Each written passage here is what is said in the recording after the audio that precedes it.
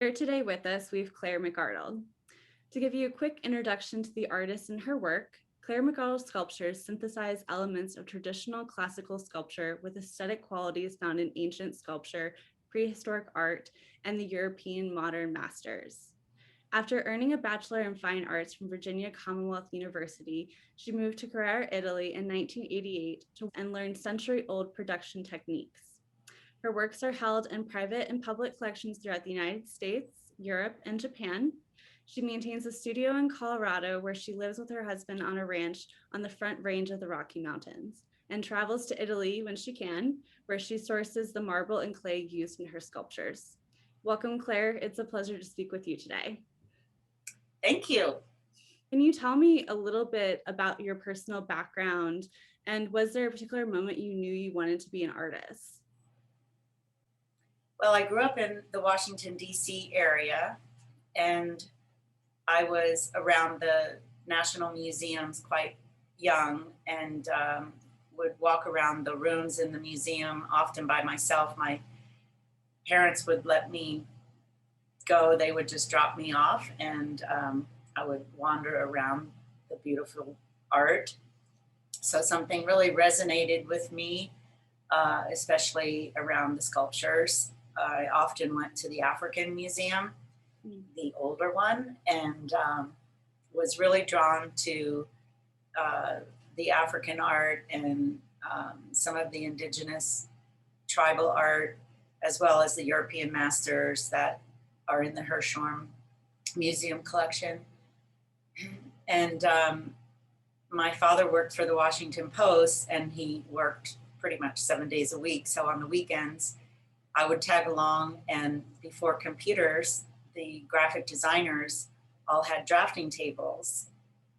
And a few of them were working on the weekends. And there were a few that were painters who were raising a family. So they had jobs at the Washington Post doing graphic design.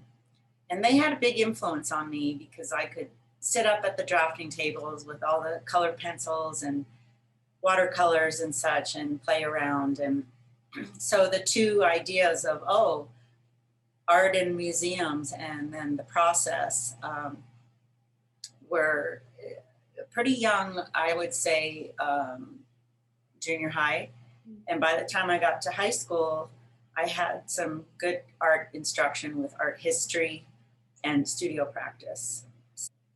After university, you went to Italy and sort of ended up working with some of the Italian masters there. How did that experience influence your work both conceptually and aesthetically?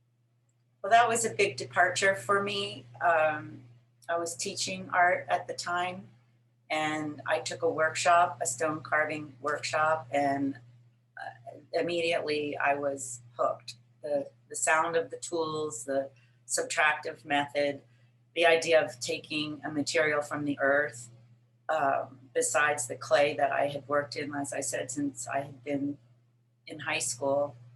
I was just drawn to it on a very deep level. So when I visited Carrara and I was able to go to the quarries, and then I was hiking around in the mountains and then visited some of the studios. Um, and then later decided to move there and work amongst these artigiani, the artisans that are trained to work the marble, and the studios that are centuries old that had examples of plaster models and sculpture of all kinds, classical, modern, contemporary. It was just an environment that just cloaked me in an intense way, and learning process from these guys that would work from 7 a.m. to 6 p.m. every day. I've always had a strong work ethic, but working amongst them was almost like being on a team. You know, if I didn't show up at 7 a.m. in the morning, they would tease me, and along with the artisans were other professional artists who had a big influence on me because they were well-known sculptors from all over the world. who came to Carrara, as Carrara has drawn sculptors for centuries. Um, and they were real role models for me. When you're at the quarry and you're sort of you're faced, is it already pre-cut or do you go actually into the quarry itself and look at it within the rock bed? Well, I've done both, but there's so much material already cut, Mm. and you basically go to stone yards and go stone shopping.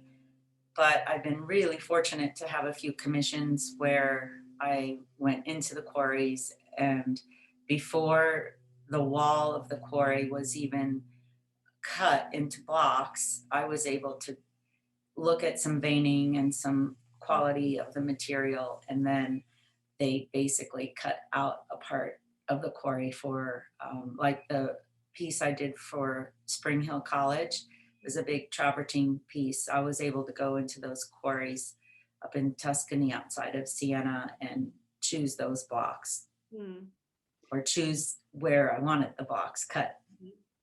Do you ever feel that like you just sense something from the stone as well? Like do you kind of see it Absolutely. before? Yeah. Mhm. Yeah, like there's a large 7-foot piece of mine entitled Venus that has a lot of veining on it. And I think that you can see a piece in the background that came from that same block. So when I saw the block, I had been searching for something like it for years that had some really exotic veining on it, that would be giving this the simple female form a little bit more interest. And so you have to be careful when you get larger blocks that there aren't any defects in them, and that the colors and the veins kind of line up to what your form is in a way that enhances the form. Is there anything that has sort of presently inspired you? Like, are there things that you're reading, listening to, sort of looking at that is fueling your current series of work?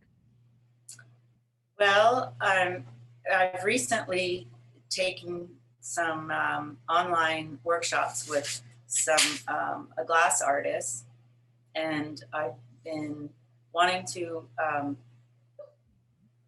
experiment with some cast glass for years. So I'm just setting up to do that, and I actually recently just got commissioned to take an old piece and then embed some cast glass into it.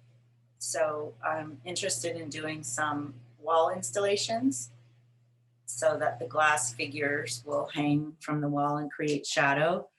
And this is something that I've had the little wax and clay studies for years envisioning this. And so now technically I'm ready to start experimenting. So I'm sure that it'll be a process, but and then this time of year is still winter. So it's a great time, in Italian dormire, dormant time to really incubate ideas. So I'm still in that phase of winter, writing a lot in my journal and sketching. I'm hoping I can get back to some quarry somewhere and quarry some more material this next year.